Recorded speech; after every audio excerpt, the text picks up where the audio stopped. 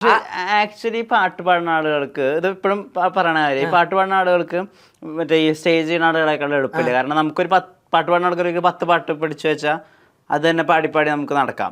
പക്ഷെ സ്കിറ്റ് അങ്ങനെ പറ്റില്ലല്ലോ. അതാ ഞാൻ പെടുന്നത്, എനിക്ക് പാട്ടില്ലല്ലോ. അല്ല എന്നാലും ഇപ്പം മിക്കവരും ഇപ്പൊ എന്നെ കണ്ടാലും അവര് പറയുന്നത് പാട്ട് പാടുന്ന പയ്യനല്ലേ ഫസ്റ്റ് അവര് എന്നെ ഇത് ചോദിക്കുക. പാട് ഇപ്പൊ എനിക്ക് പെട്ടെന്ന് ഞാൻ പാട്ട് അവിടെ നിന്ന് പോയാലും പെട്ടെന്ന് അവര് പറയും നിനക്ക് അറിയാന്നുള്ള പാട്ട് പെട്ടെന്ന് എനിക്ക് പാടിക്കോ എന്ന് പറയും. എന്നാലും എനിക്കൊരു മടിയാ, കാരണം അത് ചിലപ്പോ കേട്ടിട്ടുണ്ടായിരിക്കുമല്ലോ. പിന്നെ അത് തന്നെ ഞാൻ മടിയാ, എത്ര പ്രാവശ്യം തെറ്റിയിട്ടുണ്ട്. ഈ അതുമല്ല ഇത് ഈ 2-3 ഇടയ്ക്ക് സ്കിറ്റിൽ എന്റെ പാട്ട് ഇടയ്ക്കൊന്ന് തെറ്റിയിട്ടുണ്ട്. പക്ഷെ എന്നിട്ടും അവിടെ തുടങ്ങും. ഇതിനു മുമ്പ് കുറെ പാട്ടുകൾ ഞാൻ തെറ്റാതെ പാടിയിട്ടുണ്ട്. ഇതൊന്നും ഷോർട്സ് വന്നിട്ടില്ല. തെറ്റിയതെല്ലാം ഷോർട്സ് വന്നിട്ടുണ്ട്. നമ്മൾ നേരത്തെ ചോദിച്ചിട്ട് പകുതി വഴി പോയതാണ് ഈ ക്രിഞ്ച് കാമുകനും കാമുകിയും സ്കിറ്റ്. അവിടെ നിന്ന് വന്നല്ലേ? അതെ, അവിടെ നിന്ന് ഇങ്ങോട്ട് വന്നത്. അതില് അത് സ്ക്രാച്ച് വന്നപ്പോഴാ വന്നത്. സ്ക്രാച്ച് ഉണ്ടെങ്കിൽ അതൊന്ന് സ്ക്രാച്ച് പിന്നാക്കൂ. അതിനൊരു ഡയലോഗ് ഉണ്ട് അതിനകത്ത്. അപ്പം അതിനകത്ത് ഒരു കിടിലൻ ഡയലോഗ് ഉണ്ട്. അതായത് ഞാനൊരു സർപ്രൈസ് ഒരുക്കി വെച്ചിട്ടുണ്ടെന്ന് പറഞ്ഞിട്ട് വരെ വാതിൽ തുറക്കുമ്പോൾ ഒരു സൈക്കിളും ഒരു വാഴയും. അപ്പൊ എന്ത് സൈക്കിൾ ഒരു വാഴയെന്ന് ചോദിക്കുമ്പോൾ അതിനൊരു ഡയലോഗ് പറയും. എനിക്കത് ഓർമ്മയുണ്ടോ? അല്ല നീ ഇത് തൊട്ട് ഉറങ്ങിക്കോ. എന്താ ഇതൊരു വാഴയും ഒരു സൈക്കിൾ. വാതിൽ തുറന്നു കുട്ടൻ ആ വാതിലും തുറന്നു നോക്കി. എന്തിനാ? ഞാനും ഒരു സർപ്രൈസ് വെച്ചിട്ടുണ്ട്. ശരിക്കും? ഇതെന്താ ഒരു വാഴയും സൈക്കിളൊക്കെ? കുട്ട, സൈക്കിൾ ചലിക്കും, വാഴ കൊലയ്ക്കും, നീ ഇല്ലെങ്കിൽ എന്റെ ഹൃദയം നിലയ്ക്കും. അതൊന്ന് ഓർമ്മപ്പെടുത്താൻ വേണ്ടിട്ടാ. ഞങ്ങൾ ആ സ്കിറ്റ് ചെയ്ത സമയത്തെ നമുക്ക് സജിൻ ചേട്ടനായിരുന്നു ആ സ്കിറ്റ് തന്നത്. സ്ക്രിപ്റ്റ് ഇങ്ങോട്ട് തരുന്ന സമയത്ത് നമ്മൾ എഴുതാതിരിക്കുക. ഇരുന്നിട്ട് ഞങ്ങൾ ഓരോന്നും കേട്ടിട്ട് അല്ലെ എത്ര നേരം ഞങ്ങൾ അത് കഴിഞ്ഞിട്ടാന്ന് ഞങ്ങൾ ഇങ്ങനെ ഇരിക്കും. അത് കഴിഞ്ഞിട്ടാ പിന്നെ എഴുതാൻ പോണം. കാരണം നമുക്കത് കേട്ടിട്ട് വയ്യ, പറഞ്ഞു നോക്കാനും വയ്യ, എഴുതാനും വയ്യാത്ത രീതിയിൽ ഇരിക്കുക ക്രിഞ്ചടിച്ചിട്ട്.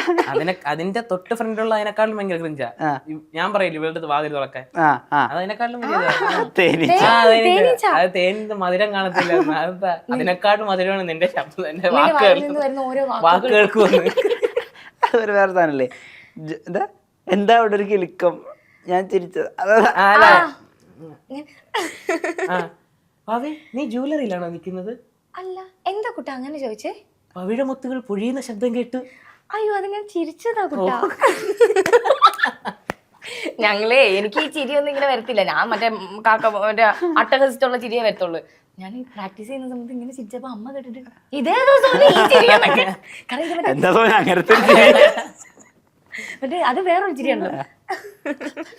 അത് എന്റെ പോലെ. പക്ഷെ അത് ചെയ്യാനൊരു സുഖം ഉണ്ടായിരുന്നു. അതിൽ കുറച്ച് ടാസ്ക് ആയിട്ടുണ്ടായിരുന്ന 2 സൈഡിലുള്ള ഡാൻസ് ആയിരുന്നു. ഡാൻസ് ഉണ്ട്, നമുക്ക് പരസ്പരം കാണാൻ പറ്റത്തില്ല.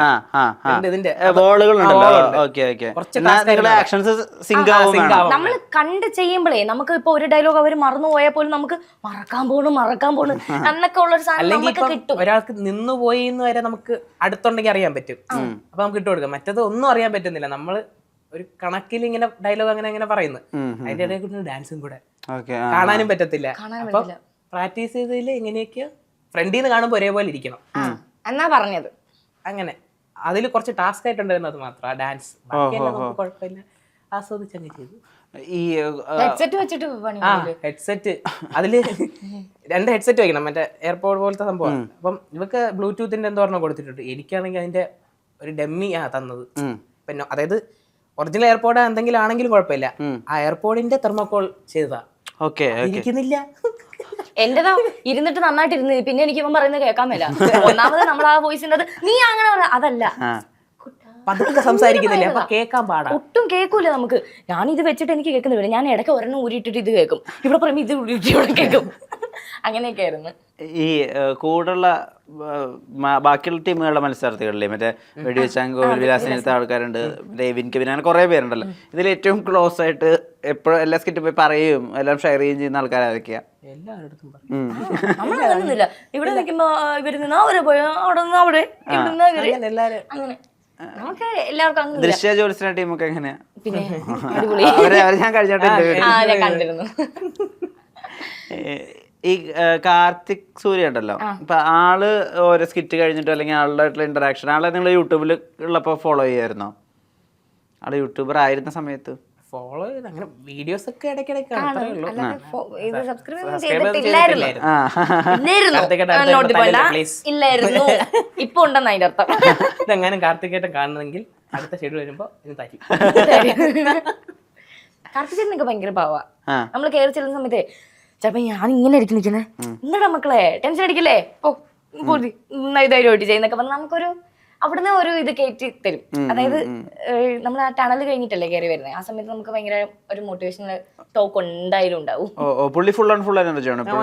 ഭയങ്കര എനർജി. നമ്പർ ഉണ്ടോ എന്റെ വിളിച്ചാൽ കഴിഞ്ഞ വർഷത്തെ ബർത്ത്ഡേക്ക് അയച്ച വിഷസ് ഇപ്പോഴും കിടപ്പുണ്ട് സീൻ ചെയ്യാതെ. അത് വേറൊരു ഫണ്ണ. ഞാൻ ബർത്ത്ഡേ വിഷ് ചെയ്തിട്ടിരിക്കും. അപ്പൊ ഞാൻ എന്റെ ഒരു ഇതിൽ ഞങ്ങൾ രണ്ടും കൂടെ എടുത്ത ഫോട്ടോ ഞാൻ സ്റ്റോറി ഒക്കെ ഇട്ടിട്ട് ഹാപ്പി ബർത്ത്ഡേ ചേട്ടാന്ന് പറഞ്ഞിട്ട് മെൻഷനും ചെയ്ത്. അപ്പൊ ഇത് കണ്ടിട്ട് എന്റെ ഫാൻസ് എനിക്ക് ഇത് അയച്ചേക്കുന്നു, സോന എന്റെയും കൂടെ വിഷസ് ഒന്ന് കാർത്തിക് ചേട്ടനോട് പറയുമോ. ഞാൻ പറഞ്ഞാ പറയാം, എന്റെ അവസ്ഥ എനിക്കല്ലേ അറിയത്തുള്ളൂ, ഞാൻ അയച്ച ബർത്ത്ഡേ വിഷസ് കണ്ടിട്ടില്ലേ ഇതുവരെ. കേക്കണം മിസ്റ്റർ, ഇതൊക്കെ വിഷമാണ് എനിക്ക്.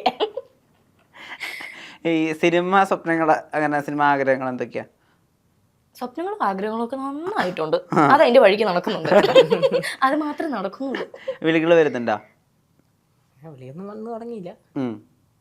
എനിക്ക് ഒന്ന് രണ്ട് വിളി ഇങ്ങനെ വന്നിരുന്നു. വിളി മാത്രമേ വരുന്നുള്ളൂ, ഒന്നും നടക്കുന്നില്ല. അതാ ബാക്കി എന്തെങ്കിലുമൊക്കെ നടന്നാലും ഇപ്പൊ ഷൂട്ട് നടന്നാൽ പോലും നമുക്കത് ചിലപ്പോ വരണമെന്നുള്ളതില്ല. അതുകൊണ്ട് എനിക്ക് പേടിയാ. എന്നാലും വിളി വരുന്നുണ്ട് കേട്ടോ, ഇല്ലെന്ന് ഞാൻ പറയത്തില്ല. എന്നാലും വിളിച്ചിട്ട് കാര്യമില്ല, ഞാൻ ഇവിടെ തന്നെ നിൽക്കുന്നുള്ളൂ, എങ്ങും പോണില്ല. സിനിമയിൽ അഭിനയിക്കാൻ തന്നെയാണോ ഏറ്റവും ആഗ്രഹം? എനിക്ക് അഭിനയിക്കാനും താല്പര്യമുണ്ട്. ഞാൻ എഡിറ്ററും കൂടെ. ഓ, രാമനാഥൻ ഇതും വശമുണ്ടോ? ഓ, അവിടെ എന്തും പോകും. എനിക്ക് എഡിറ്റിംഗ് ഭയങ്കര താല്പര്യമാണ്, ഡയറക്ഷൻ ഭയങ്കര താല്പര്യമാണ്. ചെറിയ ചെറിയ വെബ് സീരീസും അങ്ങനെയൊക്കെ ചെയ്തിട്ടുണ്ട്. പിന്നെ പാട്ട്, അഭിനയം, ഇതിലും ഒന്ന് തിന്നണം. എനിക്കിതൊക്കെ അത് മറ്റേ ശിവചേട്ടന്റെ അരുൺ ചേട്ടന്റെ സ്കിറ്റിന്റെ ഡയലോഗാണ്. നമ്മൾ ഇതേപോലെ രണ്ട് കാര്യങ്ങൾ ഒരുമിച്ച് പറയുന്നത് എന്നാ പറഞ്ഞാലും ആ ഡയലോഗ് അടിക്കും, ഏതെങ്കിലും ഒന്ന് തിന്നണ.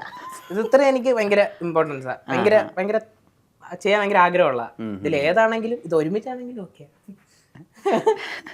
വലിയ സന്തോഷമാണ് നിങ്ങളെ ഒരുമിച്ച് കാണാനും നിങ്ങളുടെ കൗണ്ടർ കേൾക്കാനും.